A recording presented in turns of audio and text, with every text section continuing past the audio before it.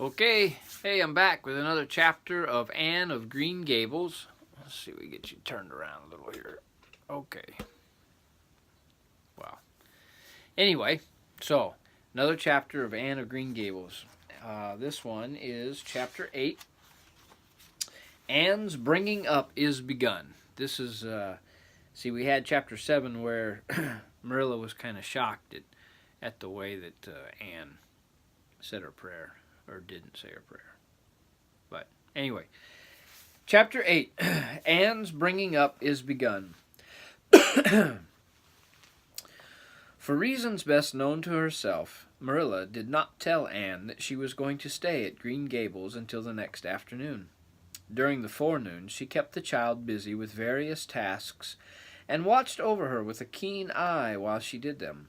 By noon, she had concluded that Anne was smart and obedient, willing to work and quick to learn.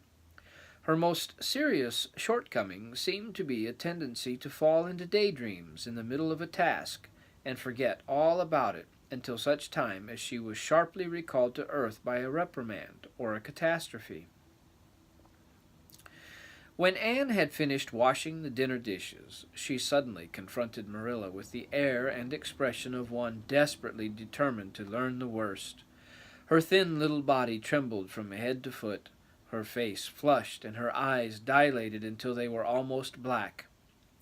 She clasped her hands tightly and said in an imploring voice, "Oh, please, Miss Cuthbert, won't you tell me if you're going to send me away or not? I've tried to be patient all the morning, but I really feel that I cannot bear not knowing any longer.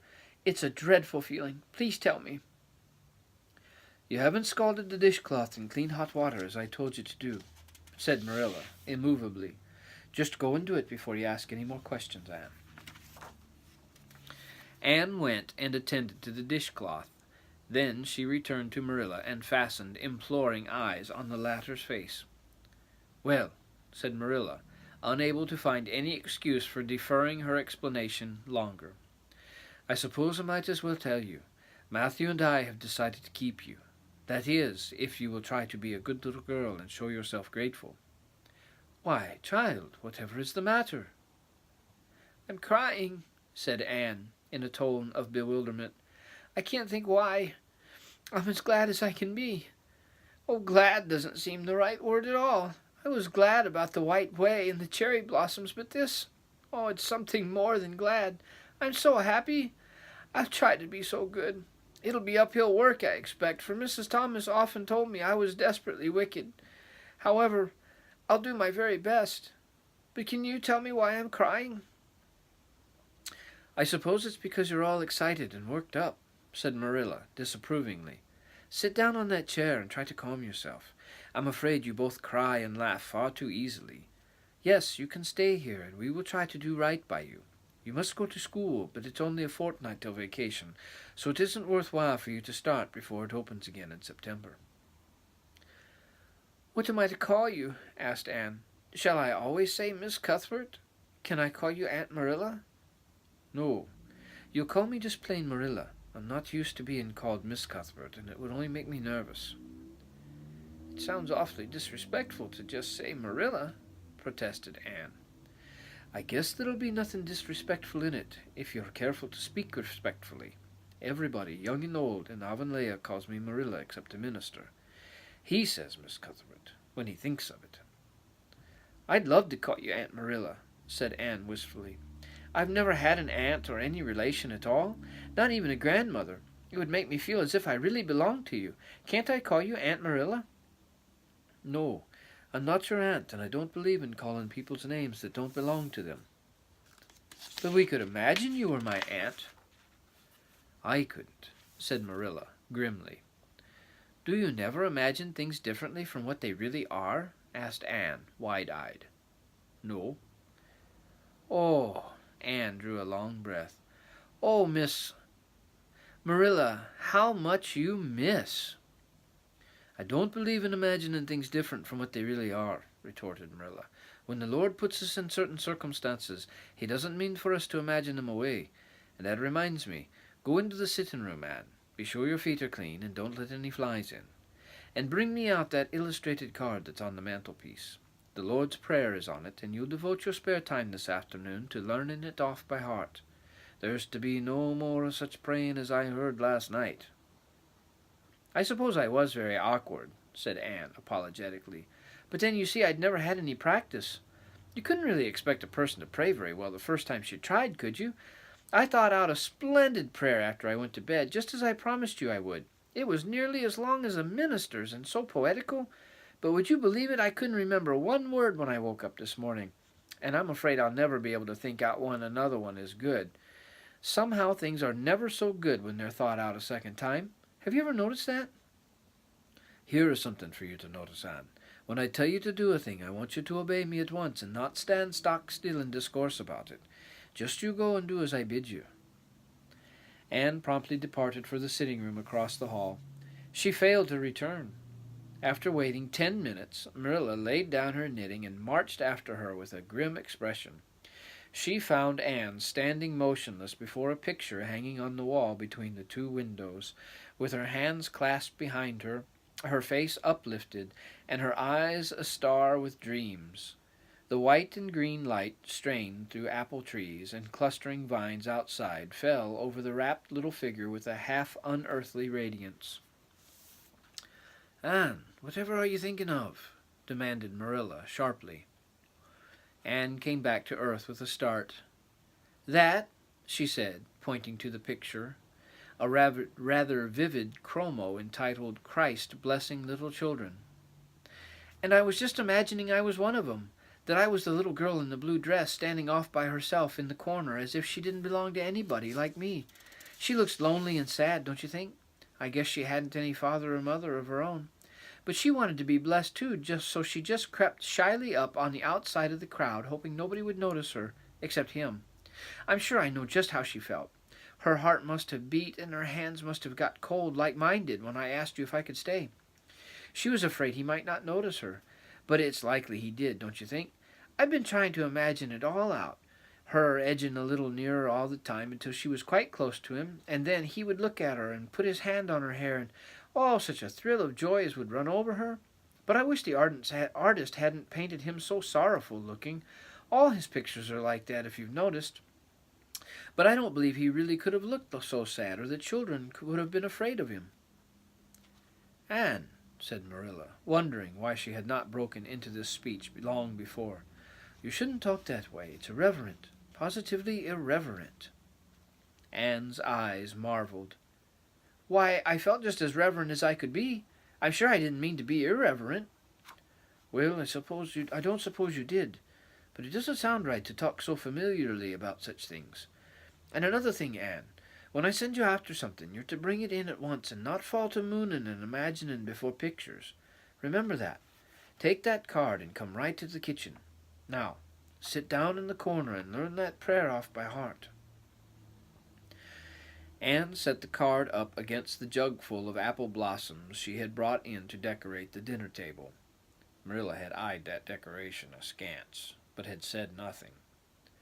Propped her chin in her hands and fell to studying it intently for several minutes. "I like this," she announced at length. "It's beautiful. I heard it said before. I heard the superintendent of the asylum Sunday school say it over once. But I didn't like it then. He had such a cracked voice, and he prayed it so mournfully. I really felt sure he thought praying was a disagreeable duty. This isn't poetry, but it makes me feel just the same way poetry does. Our Father who art in heaven, hallowed be thy name. That is just like a line of music.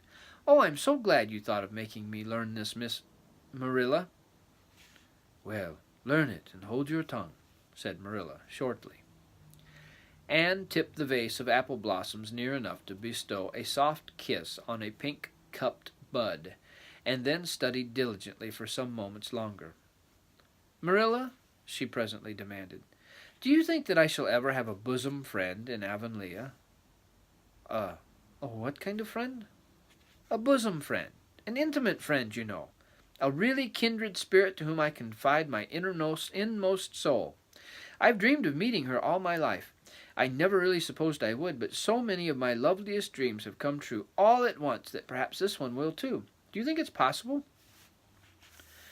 "Diana Barry lives over at Orchard Slope, and she's about your age. She's a very nice little girl, and perhaps she will be a playmate for you when she comes home. She's visiting her aunt over at Carmody just now. You'll have to be careful how you behave yourself, though. Mrs. Barry is a very particular woman. She won't let Diana play with any little girl who isn't nice and good." Anne looked at Marilla through the apple blossoms, her eyes aglow with interest. "What is Diana like? Her hair isn't red, is it? Oh, I hope not. It's bad enough to have red hair myself, but I positively couldn't endure it in a bosom friend." "Diana's a very pretty little girl. She has black eyes and hair and rosy cheeks, and she's good and smart, which is better than being pretty." Marilla was as fond of morals as the Duchess in Wonderland, and was firmly convinced that one should be tacked onto every remark made to a child who was being brought up. But Anne waved the moral inconsequently aside and seized only on the delightful possibilities before it. "Oh, I'm so glad she's pretty. Next to being beautiful oneself, and that's impossible in my case, it would be best to have a beautiful bosom friend. When I lived with Mrs. Thomas, she had a bookcase in her sitting room with glass doors. There weren't any books in it. Mrs. Thomas kept her best china and her preserves there, when she had any preserves to keep. One of the doors was broken. Mr. Thomas smashed it one night when he was slightly intoxicated. But the other was whole, and I used to pretend that my reflection in it was another little girl who lived in it. I called her Katie Morris, and we were very intimate. I used to talk to her by the hour, especially on Sunday, and tell her everything. Katie was the comfort and consolation of my life.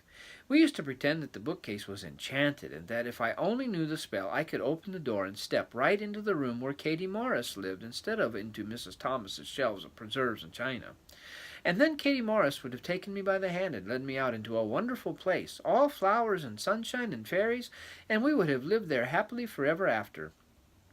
When I went to live with Mrs. Hammond, it just broke my heart to leave Katie Morris. She felt it dreadfully, too. I know she did, for she was crying when she kissed me good-bye through the bookcase door. There was no bookcase at Mrs. Hammond's.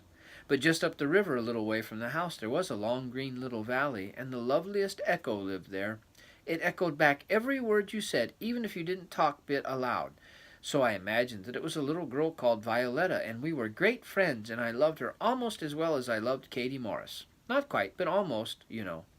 The night before I went to the asylum, I said goodbye to Violetta, and oh, her goodbye came back to me in such sad, sad tones. I had become so attached to her that I hadn't the heart to imagine a bosom friend at the asylum, even if there had been any scope for imagination there. "I think it's just as well there wasn't," said Marilla dryly. "I don't approve of such goings-ons. You seem to half believe your own imaginations. It will be well for you to have a real live friend to put such nonsense out of your head. But don't let Mrs. Barry hear you talking about your Katie Morrises and your Violettas, or she'll think you tell stories." "Oh, I won't. I couldn't talk of them to everybody. Their memories are too sacred for that. But I thought I'd like to have you know about them. Oh, look, here's a big bee just tumbled out of an apple blossom. Just think what a lovely place to live, in an apple blossom. Fancy going to sleep in it when the wind was rocking it. If I wasn't a human girl, I think I'd like to be a bee and live among the flowers." "Yesterday you wanted to be a seagull," sniffed Marilla. "I think you're very fickle-minded. I told you to learn that prayer and not talk, but it seems impossible for you to stop talking if you've got anybody that will listen to you. So go up to your room and learn it." "Oh, I know it pretty nearly all now, all but just the last line." "Well, never mind. Do as I tell you. Go to your room and finish learning it well, and stay there till I call you down to help me get the tea." "Can I take the apple blossoms with me for company?" pleaded Anne. "No, you don't want your room cluttered up with flowers. You should have left them on the tree in the first place." "I did feel a little that way, too," said Anne. "I kind of felt I shouldn't shorten their lovely lives by picking them. I wouldn't want to be picked if I were an apple blossom. But the temptation was irresistible. What do you do when you meet with an irresistible temptation?" "Anne, did you hear me tell you to go to your room?" Anne sighed, retreated to the east gable, and sat down in a chair by the window. "There, I know this prayer. I learned that last sentence coming upstairs.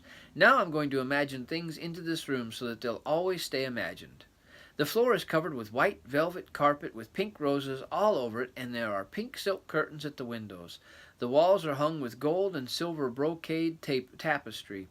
The furniture is mahogany. I never saw any mahogany, but it does sound so luxurious.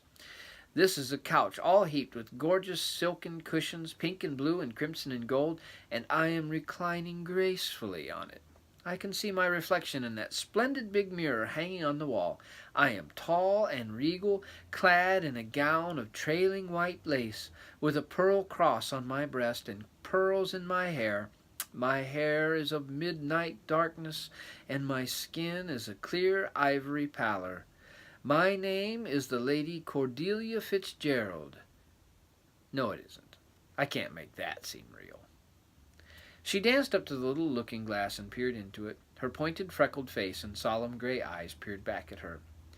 "You're only Anne of Green Gables," she said earnestly, "and I see you just as you are looking now whenever I try to imagine I'm the Lady Cordelia. But it's a million times nicer to be Anne of Green Gables than Anne of Nowhere in particular, isn't it?" She bent forward, kissed her reflection affectionately, and betook herself to the open window. "Dear Snow Queen, good afternoon. And good afternoon, dear birches down in the hollow, and good afternoon, dear gray house up on the hill. I wonder if Diana is to be my bosom friend. I hope she will, and I shall love her very much, but I must never quite forget Katie Morris and Violetta. They would feel so hurt if I did, and I'd hate to hurt anybody's feelings, even a little bookcase girl's or a little echo girl's. I must be careful to remember them and send them a kiss every day." Anne blew a couple of airy kisses from her fingertips past the cherry blossoms, and then, with her chin in her hands, drifted luxuriously out on a sea of daydreams. Boy, does she have an imagination. Wow. That was kind of sad about her having the imaginary friend that lived in the bookcase and the little echo girl. That was kind of sad. Anne really was lonely when she was growing up. I'm so glad that she's got a place where she can be, where people are going to appreciate her for who she is. I think they will. Marilla doesn't seem like she's appreciating her very much just at the moment, but I think she will. How could you not like somebody like Anne, huh? Okay, well, that's it for today. I'll try to post this, and who knows, maybe if I don't have too much going on tomorrow, I'll try to put another one out. Okay. Bye now.